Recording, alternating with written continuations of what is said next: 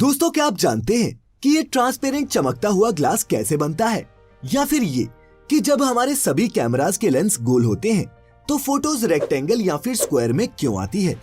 अच्छा ये तो जानते होंगे कि हवाई जहाज आसमान में उड़ते हुए अपने पीछे ये सफेद लाइंस क्यों छोड़ता जाता है। नहीं भी जानते तो कोई बात नहीं, आज हो गया हूँ मैं आपको करने एक बार फिर से फैक्टिफाई। तो छोड़ दें सब फालतू के काम और ठूस ले अपने नाजुक कानों में उन हैवी बेस वाले हेडफोन्स को। बिना एक भी पल की और देरी किए शुरू करते हैं आज का ये इनक्रेडिबल सफर। Factified, facts on your face. Fact number 1, दोस्तों चाहे आपका लेटेस्ट मोबाइल फोन हो या फिर महंगे DSLR कैमरास, आपने गौर किया होगा कि इन कैमरास में लेंस तो गोल ही होता है, लेकिन जो फोटो या फिर वीडियो ये आउटपुट में देते हैं वो हमेशा रेक्टेंगल या फिर स्क्वायर में होती हैं। कभी सोचा है कि ऐसा क्यों होता है? अगर नहीं तो मैं बताता हूँ। तो होता क्या है कि दोस्तों हमें लेंस तो गोल ही नजर आता है, लेकिन इस लेंस का काम सिर्फ किसी ऑब्जेक्ट पर फोकस करना होता है, ना कि उसकी फाइनल इमेज बनाना। जो फोटोग्राफ हम देखते हैं वो दरअसल लेंस के पीछे मौजूद एक रेक्टेंगुलर सेंसर पर बनती है। इस सेंसर पर ही ये डिपेंड करता है कि फोटो का आकार कैसा होगा।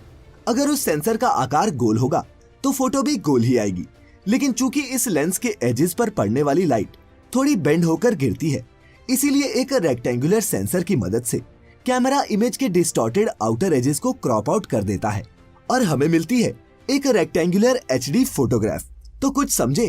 फैक्ट नंबर 2, दोस्तों ग्लास एक कमाल का मटेरियल है, सॉलिड लेकिन ट्रांसपेरेंट। ये दोस्तों इंसान का बनाया एक सबसे पुराना वर्सेटाइल मटेरियल है। लेकिन क्या आप जानते हैं कि ग्लास को पिघली हुई रेत से बनाया जाता है? जी हाँ दोस्तों, कांच को रेत यानी कि सैंड से ही बनाया जाता है, लेकिन रेत को पिघलाकर कांच बनाना कोई आसान काम नहीं। और ये इसलिए क्योंकि रेत बहुत ही हाई टेम्परेचर पर मेल्ट होती है, 1700 degree Celsius to be exact. और फिर जब ये पिघली हुई रेत ठंडी पड़ती है तो अपना रंग रूप पूरी तरह से बदल लेती है। ये एक ट्रांसपेरेंट जमे हुए लिक्विड जैसी हो जाती है जो पूरी तरह से सॉलिड नहीं होता, और साइंटिस्ट इसे अमॉर्फस सॉलिड का नाम देते हैं। दोस्तों कांच सस्ता होने के साथ साथ मोल्ड करने में भी बहुत इजी होता है, और इसकी सबसे अच्छी खासियत तो ये है कि इसे कई बार रिसाइकल भी किया जा सकता है। फैक्ट नंबर 3, दोस्तों अगर आपने आसमान में कभी उड़ते हुए जेट प्लेन को देखा होगा तो आप जानते होंगे कि ये अपने पीछे एक वाइट ट्रेल छोड़ता हुआ जाता है। लेकिन क्या आप जानते हैं कि ऐसा क्यों होता है?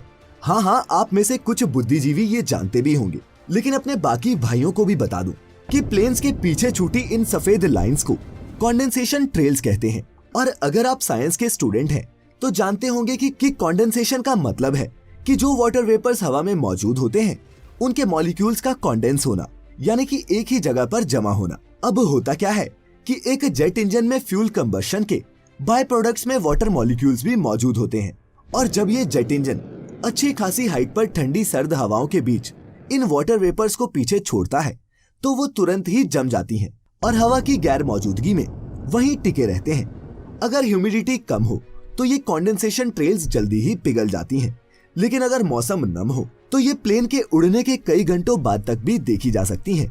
तो कुछ ना कुछ तो नया जरूर सीखा होगा। अगर हाँ तो इस वीडियो को अभी लाइक कर देना, और अगर पहली बार हमारी वीडियो देख रहे हैं तो फैक्टिफाइड हिंदी को सब्सक्राइब करना हरगिज न भूलना, क्योंकि फैक्ट्स के इस ऑसम सफर पर हम हर हफ्ते निकलते हैं।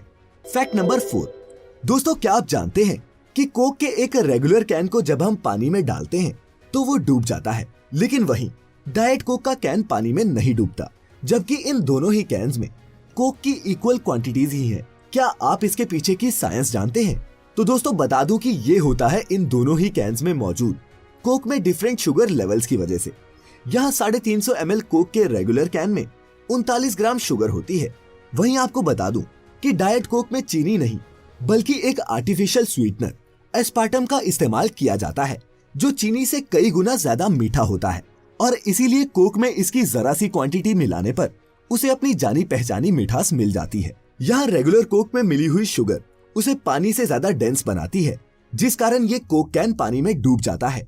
वहीं डाइट कोक में शुगर की ना के बराबर मात्रा होने की वजह से उसकी डेंसिटी पानी से कम ही रहती है, और इसीलिए दोस्तों डाइट कोक का कैन पानी पर तैरता रहता है।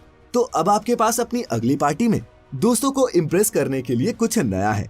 अब बढ़ते हैं अगले फैक्ट की तरफ। फैक्ट नंबर 5, दोस्तों सुशांत सिंह राजपूत एक जिंदादिल शख्सियत थे। उनकी मौत के बाद उनकी जिंदगी से जुड़े ऐसे कई तथ्य आम लोगों के सामने आए जो शायद वो पहले नहीं जानते थे। इनमें से एक ये था कि सुशांत ने चांद पर जमीन का एक टुकड़ा भी खरीद रखा था। अब दोस्तों, ये सुनकर हर किसी के मन में ये सवाल तो जरूर उठा होगा कि आखिर चांद पर जमीन कौन सा प्रॉपर्टी डीलर बेचता है। तो दोस्तों, आपकी जानकारी के लिए बता दूं कि सुशांत ने ये जमीन किसी प्रॉपर्टी डीलर से नहीं बल्कि इंटरनेशनल लूनर लैंड्स रजिस्ट्री से खरीदी थी। आपको ये भी बता दूं कि ये एक क्राउड फंडेड ऑर्गेनाइजेशन है जो लूनर सोसाइटी इंटरनेशनल के साथ मिलकर चांद पर सभी के लिए affordable permanent residences, tourist facilities और रिसर्च सेंटर्स डेवलप करना चाहती है। इनकी वेबसाइट lunarregistry.com पर जाकर आप चांद के जिस हिस्से पर भी चाहें एकड़ के हिसाब से प्लॉट खरीद सकते हैं। प्राइस $20 पर एकड़ से शुरू होकर $200 पर एकड़ तक जाता है। और दोस्तों, इस पूरी इंडस्ट्री को नाम दिया गया है एक्स्ट्रा टेरेस्ट्रियल रियल एस्टेट। हालांकि आउटर स्पेस ट्रीटी जो 1967 में फाइनलाइज हुई थी, उसके मुताबिक चांद या फिर किसी भी और एक्स्ट्रा टेरेस्ट्रियल ऑब्जेक्ट पर किसी भी देश या फिर ऑर्गेनाइजेशन का मालिकाना हक नहीं हो सकता। और ये सेलेस्टियल बॉडीज पूरी मानव जाति की जागीर है। इसे तब प्रोविंस ऑफ ऑल मैन का नाम दिया गया था। इसीलिए दोस्तों, इन खरीदे हुए टुकड़ों की कोई लीगल स्टैंडिंग तो नहीं है और ज्यादा चांसेस तो इसके हैं कि इन्हें खरीदने वाले शायद ही अपनी उम्र में सैटेलाइट इमेज पर दिखने वाले चांद के उस हिस्से को असलियत में देख पाएं। खैर, शौक बड़ी चीज है, इसकी कोई कीमत नहीं। Fact number 6।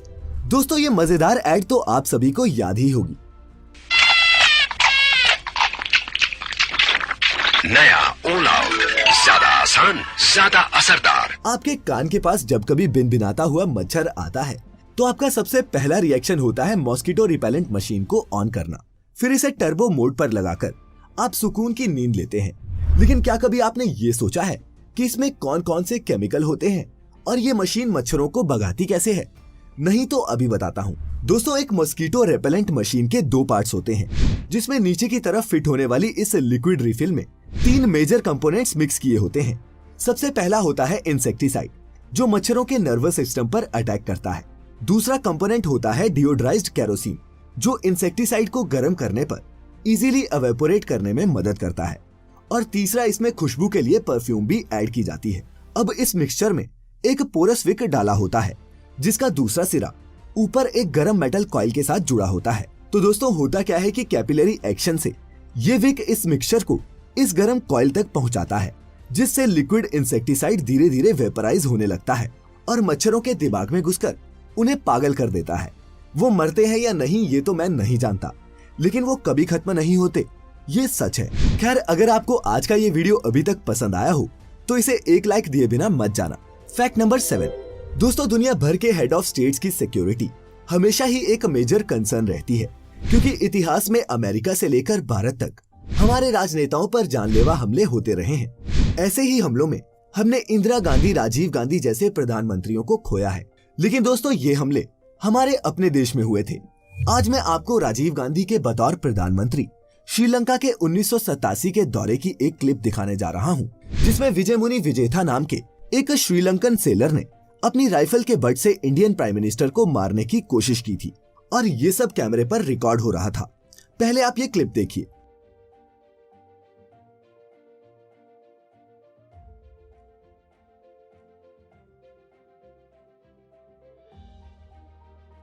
दोस्तों, ये नाविक तमिलियन वॉर में भारत के रवैये को लेकर गुस्सा था और इसी के वश में आकर इसने इंडियन हेड ऑफ स्टेट को मारने की कोशिश की। लेकिन दोस्तों, ये बात तब की है। अब तो प्रधानमंत्री की सिक्योरिटी इतनी टाइट होती है कि परिंदा भी पर नहीं मार सकता। Fact number 8। दोस्तों, हमने आपको फैक्टिफाइड पर कई अजीबोगरीब और वियर्ड लोग दिखाए हैं। इसी कड़ी में आज मिलिए एंगोला अफ्रीका के फ्रांसिस्को डोमिंगो योआकिम से, जो दिखने में किसी भी आम इंसान जैसे ही दिखते हैं, लेकिन इनमें एक सुपर नेचुरल एबिलिटी है अपने मुंह को खोलने की। वो किसी इलास्टिक की तरह अपने मुंह की मांसपेशियों को खींच सकते हैं। और आपको यकीन नहीं होगा दोस्तों कि फ्रांसिस्को एक कोका कोला के कैन को पूरा अपने मुंह में रख सकते हैं। अपनी इसी अजीब लेकिन यूनिक एबिलिटी के चलते फ्रांसिस्को के नाम दुनिया में सबसे बड़ा मुंह होने का गिनीज वर्ल्ड रिकॉर्ड भी दर्ज है। ये रिकॉर्ड उन्होंने इटली रोम में 2010 में बनाया था और इसे बनाने के लिए उन्होंने 17 सेंटीमीटर तक अपना मुंह खोला था। तो दोस्तों, क्या आप में भी कोई स्पेशल एबिलिटी है? क्या आप भी कोक का कैन निगल सकते हैं? नीचे कमेंट्स में अपनी किसी स्पेशल एबिलिटी के बारे में जरूर बताना। Fact number 9। दोस्तों, अगर आपने भी अपना भीगा हुआ डेड फोन कभी सर्विस सेंटर में दिया होगा तो आप जानते होंगे कि चाहे आपने मोबाइल को कितना भी सुखाया हो, टेक्नीशियन आपको झट बता देता है कि इसमें पानी घुसा है, जिस केस में अधिकतर बार वारंटी भी वाइड हो जाती है। लेकिन क्या आप जानते हैं कि टेक्नीशियन हमेशा इतने कॉन्फिडेंस से लिक्विड स्पिलेज की बात कैसे करता है? अगर नहीं तो दोस्तों बता दूं कि फोन मैन्युफैक्चरर्स अपने फोन्स में स्पेशल वाटर डैमेज इंडिकेटर्स भी फिट करते हैं, जो लिक्विड के कांटेक्ट में आते ही पिंक या फिर रेड में बदल जाते हैं। इन्हें देखते ही टेक्नीशियन समझ जाता है कि मोबाइल पानी के कांटेक्ट में आया था, चाहे तब तक वो बिल्कुल सूख चुका हो। इसके अलावा दोस्तों, रस्ट और सॉल्ट के ट्रेसेस भी उन्हें फोन्स के अंदर मॉइस्चर मौजूद होने का साइन देते हैं। इसीलिए ज्यादा होशियार ना बने। होशियारी करनी ही है तो लाइक करें हमारा फेसबुक पेज फैक्टिफाइड हिंदी रोजाना अमेजिंग अपडेट्स के लिए। Fact number 10। दोस्तों, इस फैक्ट में कहानी रवि होंगल नाम के एक फोटोग्राफर की, जिसके पैशन की कोई हद नहीं। उनका सपना था कि वो एक कैमरा जैसे आकार के घर में रहें, जिसे उन्होंने कई आर्किटेक्ट्स और इंजीनियर्स के साथ मिलकर पूरा भी किया। रवि का घर कम और एक फोटो स्टूडियो ज्यादा लगता है, लेकिन हैरान तो आप ये जानकर होंगे दोस्तों कि इन्होंने अपने तीनों बेटों के नाम कैनॉन, निकॉन और एप्सॉन रखे हैं। अपने इस घर के तीनों फ्लोर्स में से एक फ्लोर इन्होंने कैनॉन, निकॉन और एप्सॉन को डेडिकेट भी किया है, माने कि बंटवारे की कोई लड़ाई ही नहीं। और दोस्तों, अब वक्त हो चला है योर ओन फैक्ट का, जो आज हमें लिखा है शेरपाल सिंह जी ने, जो बताते हैं कि हमने अक्सर टीवी पर देखा है कि पार्लियामेंट या फिर असेंबली में कई मेंबर स्पीच के समय हेडफोन्स लगाए रहते हैं। जानते हैं क्यों? दरअसल उन हेडफोन्स में स्पीच की रियल टाइम ट्रांसलेशन को रिले किया जाता है, जिससे अगर कोई मेंबर अपनी रीजनल लैंग्वेज में भी भाषण दे रहा हो तो भी उसे बाकी नॉन स्पीकिंग मेंबर्स समझ सकें।